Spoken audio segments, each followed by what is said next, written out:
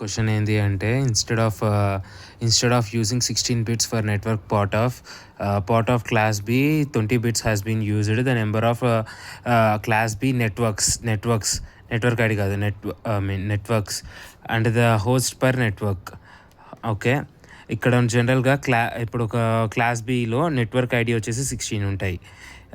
Class B అంటే like 255.000 ఇది class ఏకి, క్లాస్ బికి 255.255.00, క్లాస్ సికి 255.255.255.0.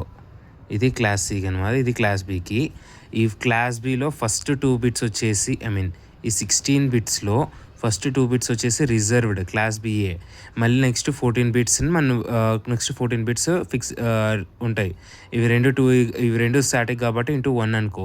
సో 2^14 ఇంటూ 1, ఇది రెండు ఇప్పుడు ఫిక్స్డ్ కాబట్టి ఇంటూ 1 అంటే 2^14 నెట్వర్క్స్ ఉంటాయి.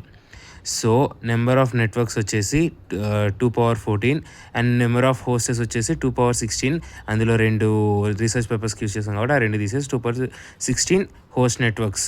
ఇది నార్మల్గా ఉంటాయి.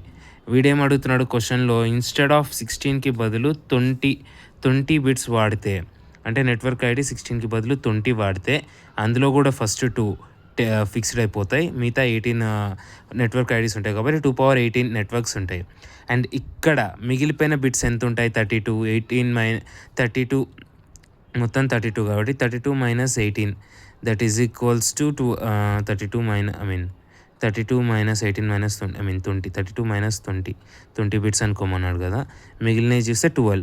సో మిగతా 12 అందులో 2 ఫిక్స్డ్గా రీసెర్చ్ పేపర్స్కి యూజ్ చేస్తాం. సో 2^12 - 2 హోస్ట్ నెట్వర్క్స్ ఉంటాయి.